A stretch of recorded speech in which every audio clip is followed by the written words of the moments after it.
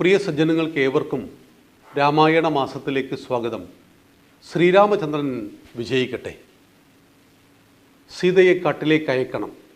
ലക്ഷ്മണനോട് പറയുന്നു, ലക്ഷ്മണ, നാളെ നേരം വെളുക്കുമ്പോൾ നീ നിൻ്റെ ജ്യേഷ്ഠത്തി അമ്മയെ വാൽമീകി മഹർഷിയുടെ ആശ്രമത്തിൽ കൊണ്ടുചെന്നാക്കണം. സീതയെ കാട്ടിൽ ഉപേക്ഷിച്ചിട്ടില്ല. മറിച്ച് 13 വർഷക്കാലം കാട്ടിൽ ജീവിച്ച സീതയുടെ മനസ്സ് അതുമായിട്ട് താതാത്മ്യം പ്രാപിച്ചിരുന്നു. എൻ്റെ പ്രസവം സന്യാസിമാർക്ക്, ഋഷിമാർക്കിടയിൽ നടക്കണം, അല്ലെങ്കിൽ ആ കുടുംബത്തിൽ നടക്കണമെന്ന് ആഗ്രഹിച്ചിരുന്നു. കാടിൻ്റെ മനോഹാരിത എന്നും നമ്മെ സ്വാധീനിക്കുന്നതാണ്. അതുകൊണ്ടാണ് നമ്മൾ കാട് കാണാൻ ഇപ്പോഴും പോകാറുണ്ട്. തോട്ടങ്ങളും കാടുകളുമുണ്ട്. തോട്ടങ്ങൾ, തേയിലത്തോട്ടത്തിൽ തേയില മാത്രമേ ഉണ്ടാവുള്ളൂ, നമ്മളത് കാണാൻ പോകാറില്ല. വനങ്ങൾ അന്നും ഇന്നും മനോഹരങ്ങളാണ്. അരുവികളും കിളികളും പുഴകളും മൃഗങ്ങളും പക്ഷികളും എല്ലാം നിറഞ്ഞ അതിമനോഹരമായ ആ ഒരവസ്ഥയിൽ തൻ്റെ യൗവനത്തിൽ ജീവിച്ച സീതാദേവി അതുമായിട്ട് ഹഠാകർഷിച്ചു പോയിട്ടുണ്ട്. അതുകൊണ്ട് സീതയെ പരിത്യജിക്കണം, ആ കാര്യം തീരുമാനമായി. പക്ഷേ ആ പരിത്യാഗം സീതയ്ക്ക് സന്തോഷത്തെ നൽകുന്ന കുറച്ച് ഘടകങ്ങളെങ്കിലും ഉണ്ടാകണം. തൻ്റെ ഭർത്താവ് തന്നെ ഉപേക്ഷിച്ചു എന്ന് പറഞ്ഞാൽ ഒരു സ്ത്രീക്കും അത് സന്തോഷമുണ്ടാക്കുന്ന കാര്യമല്ല. പക്ഷേ ആ ഉപേക്ഷയ്ക്കിടയിലും അവളുടെ മനസ്സ് മടുത്തു പോകാതെ മനസ്സിനെ സംരക്ഷിക്കുന്ന സജ്ജനങ്ങൾക്കിടയിലേക്ക് അവൾ എത്തിപ്പെടണം. അവിടെയാണ് വാൽമീകി മഹർഷിയും അദ്ദേഹത്തിൻ്റെ ആശ്രമവും എല്ലാം അവിടെയാണ്. അവിടെ നൂറുകണക്കിന് ആളുകളുണ്ട്. സീതയെ നന്നായിട്ട് കണ്ണിലെ കൃഷ്ണമണി പോലെ പരിചരിക്കുവാൻ കഴിയുന്ന ആളുകളെല്ലാം അവിടെ ഉണ്ട്. സീത അവിടെ രാമനെ ഉപേക്ഷിച്ചു എന്ന കാരണത്തെ മാറ്റി നിർത്തിയാൽ സീത അവിടെ എന്തുകൊണ്ടും സന്തോഷവതിയായിരിക്കും എന്നറിയാവുന്ന രാമൻ ലക്ഷ്മണനോട് പറഞ്ഞു, ലക്ഷ്മണ, നീ സീതാദേവിയെ, നിൻ്റെ ജ്യേഷ്ഠത്തി അമ്മയെ നാളെ അവിടെ കൊണ്ടുവന്നാക്കണം. അപ്പോൾ ലക്ഷ്മണൻ ചോദിക്കുന്നു, ഞാൻ എന്തു പറയും ജ്യേഷ്ഠനില്ലാതെ? അപ്പോൾ പറയുന്നു, നീ അവളെ കൂട്ടി പോവുക, ഒന്നും ഇപ്പോൾ പറയേണ്ടതില്ല. അങ്ങനെ കാട്ടിലെത്തിയപ്പോൾ വാൽമീകി മഹർഷിയുടെ ആശ്രമത്തിൽ കൊണ്ടുചെന്നാക്കിയപ്പോഴാണ് എന്തിനാണ് എന്നെ ഇവിടെ ത്യജിക്കുന്നത് എന്ന സത്യത്തെ സീത അറിയുന്നത്. ഗംഗയ്ക്ക് നേരെ ഓടാൻ തുനിയുകയാണ് സീത. ഈ കൊടിയ അപമാനത്തെ പേറിക്കൊണ്ട് ഞാൻ ഇനി ജീവിച്ചിരിക്കില്ലെന്ന് പറഞ്ഞുകൊണ്ട് എത്രമാത്രം കഷ്ടപ്പെട്ടു സീതാദേവി. ആ നിറഗർഭിണി ഇപ്പോഴിത് അപമാനിക്കപ്പെട്ടിരിക്കുകയാണ്. സീതാദേവി കളങ്കപ്പെട്ടവളാണെന്ന് ഒരലക്കുകാരൻ പറഞ്ഞപ്പോൾ യാതൊരു ദാക്ഷിണ്യവുമില്ലാതെ തന്നെ ഇതാ കാട്ടിൽ തള്ളിയിരിക്കുകയാണ് തൻ്റെ ഭർത്താവ്. ആർക്കു വേണ്ടിയാണോ തൻ്റെ ജീവിതം ഒഴിഞ്ഞു വെച്ചത്, അദ്ദേഹത്തിൽ നിന്ന് എനിക്കൊരു നീതിയും കിട്ടിയില്ലല്ലോ. സീതാദേവി ഇങ്ങനെ പരിതപിച്ചു. ന്യായങ്ങളേറെ ഉണ്ടായിരുന്നു.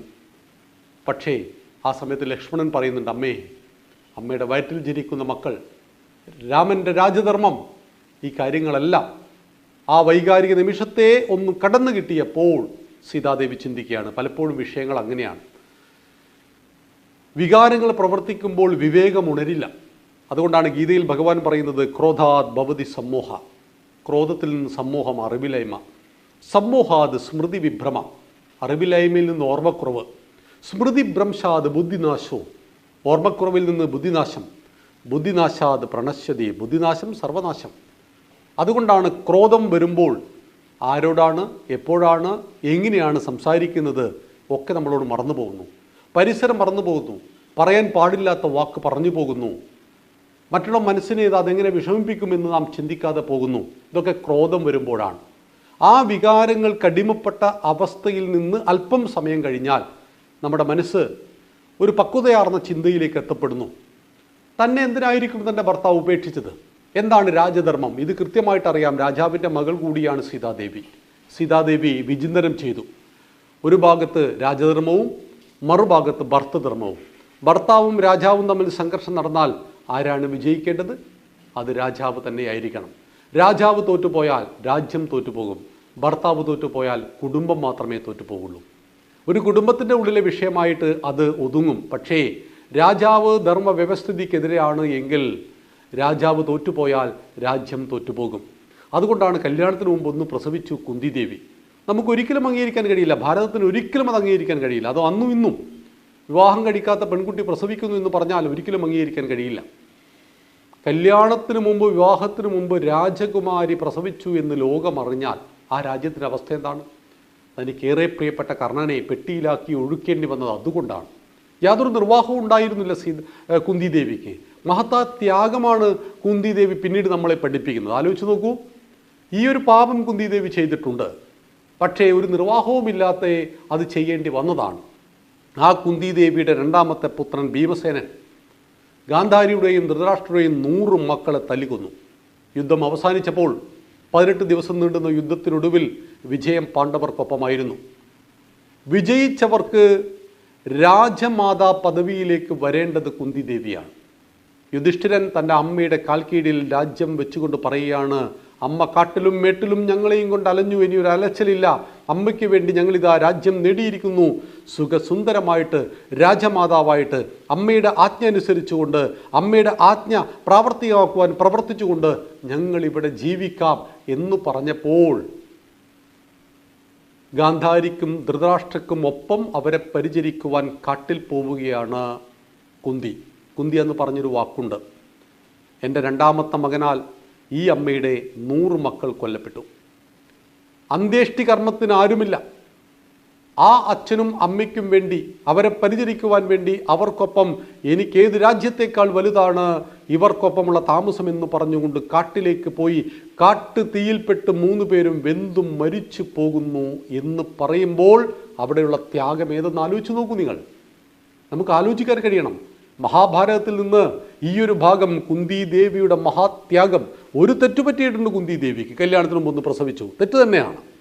പക്ഷേ മഹാസാമ്രാജ്യം കൈവെള്ളയിൽ വന്നിട്ടും രാജമാതാ പദമലങ്കരിക്കാതെ കാട്ടിൽ പോയി ആരെ പരിചരിക്കണമോ അവരെ പരിചരിച്ചുകൊണ്ട് കാട്ടുതീയിൽപ്പെട്ട് വെന്തു വെണ്ണീറായി പോകുന്ന കുന്തിദേവി നമ്മെ പഠിപ്പിക്കുമ്പോൾ കുന്തിയും സീതാമാതാവുമെല്ലാം നമുക്ക് നൽകുന്ന സന്ദേശങ്ങൾ അനവധിയാണ്, നിരവധിയാണ്.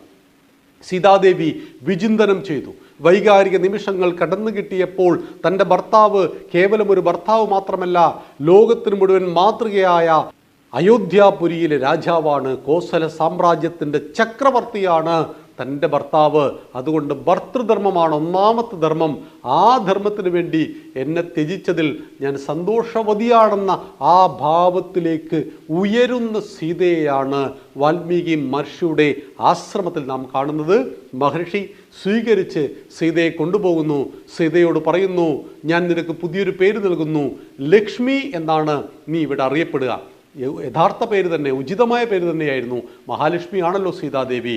ഇന്നു മുതൽ ഈ ആശ്രമത്തിൽ ലക്ഷ്മിയും നമുക്കൊപ്പം ഉണ്ടാകും. ഗർഭിണിയാണ്. എല്ലാതരം ശുശ്രൂഷകളും പ്രത്യേക ശ്രദ്ധയും ഈ മഹതിക്ക് വേണമെന്ന് മഹർഷിയുടെ ആജ്ഞയുമുണ്ടായി.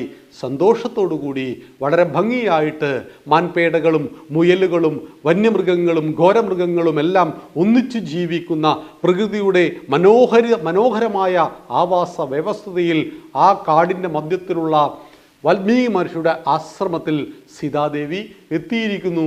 സീതാദേവി നിറഗർഭിണിയാണ്. സീതാദേവിയുടെ പ്രസവത്തെക്കുറിച്ചും മക്കളെക്കുറിച്ചും നമുക്ക് നാളെ ചിന്തിക്കാം. നന്ദി, നമസ്കാരം. ശ്രീരാമചന്ദ്രൻ വിജയിക്കട്ടെ.